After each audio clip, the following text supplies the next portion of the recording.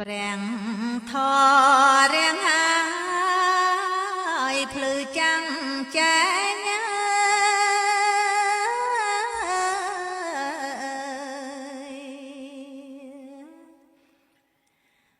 រាំងស្មៃ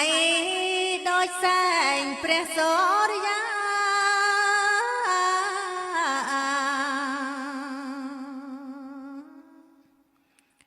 ញ៉ាំងជន់លោកីគ្រប់អាត្មា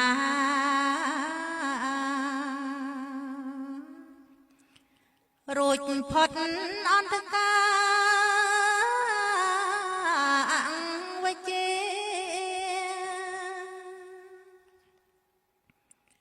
ព្រះធររៀងហើយបំភ្លឺលោក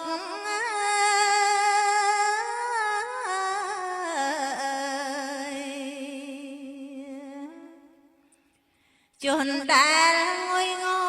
គ្រប់អង្គគេ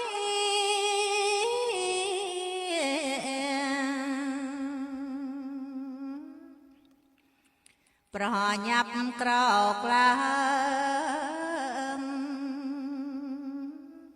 ហើយមនី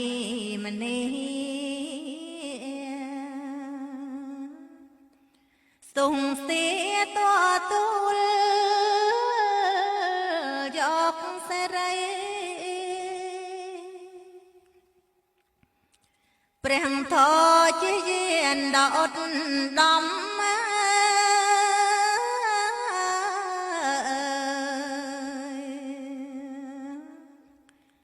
នាំផ្លូវអ្នកខំធ្វើវត្តប្រពៃ